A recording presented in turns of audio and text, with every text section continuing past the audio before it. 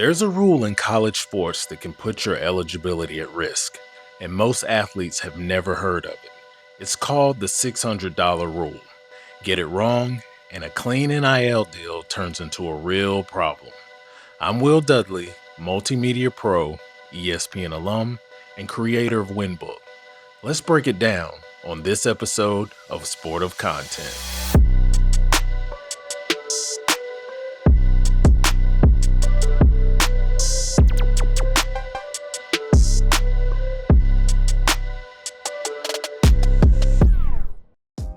So let's start with what the rule actually says, because it's simpler than people make it.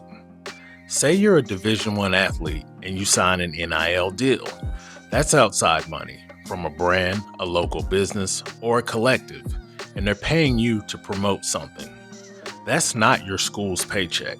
That's money from everybody else. If that deal is worth $600 or more, listen closely, you have to report it. It goes to a system called NIL Go. It's run by the College Sports Commission. You have 5 business days to report it from the day you sign or agree to the terms, whichever comes first. Then it gets reviewed and it has to be cleared before the deal can move forward. 2 things to lock in right now.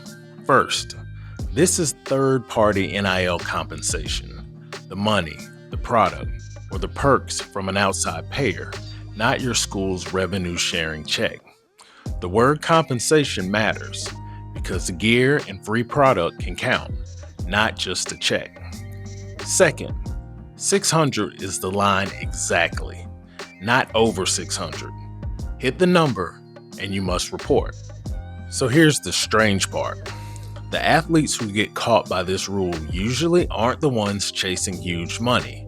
They're the ones who never saw it coming. So let me show you the 2 traps.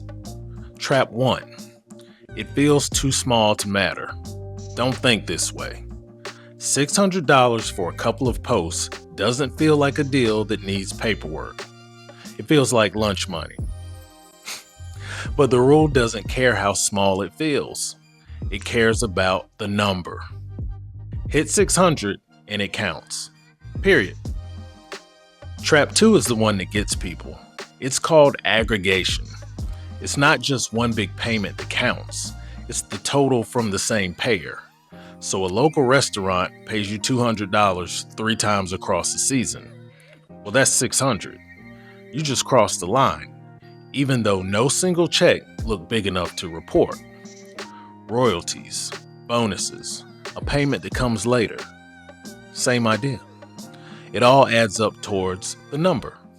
So stop thinking about it as one big deal. Start thinking about the running total with each payer you work with. That's the mistake nobody warns you about. Now, let's talk about what actually happens if you miss that deadline. And I'm going to be straight with you because there's a lot of fear-mongering out there. Failing to report isn't an automatic lost season. Anyone who tells you that isn't really familiar with the process. What it does create is real compliance and eligibility risk, and how that lands depends on the situation. But here's what makes this one sting.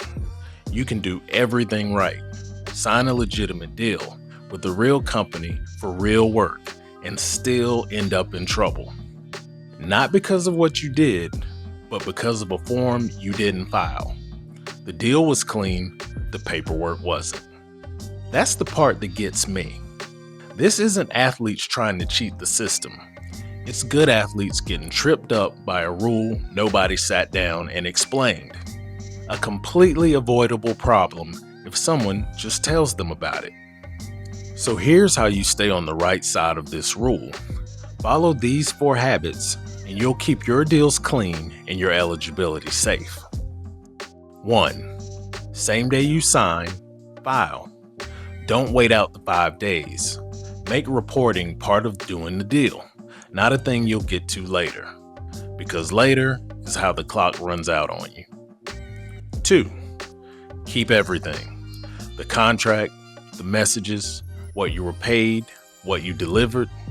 If a deal ever gets a second look, That record is what protects you. 3. Know your compliance officer before you ever need them. Here's why that matters. The reporting happens online through a portal called NIL Go. But you don't just log in on your own. The school has to give you access first. So your compliance office isn't a formality. They're your way in. Find out who that person is now. Get set up early, and don't wait until you've got a deal and a 5-day clock running to figure out how any of this works. And on anything that isn't straight cash, free product, gear, trip, that's the person to ask how it should be valued and reported. 4. When in doubt, don't guess. If you're not sure whether a deal or your running total with one payer crosses the line, report it. Or you can check with your compliance office first. Guessing is how good athletes get caught up. Don't get caught up. So here's the whole thing in one breath.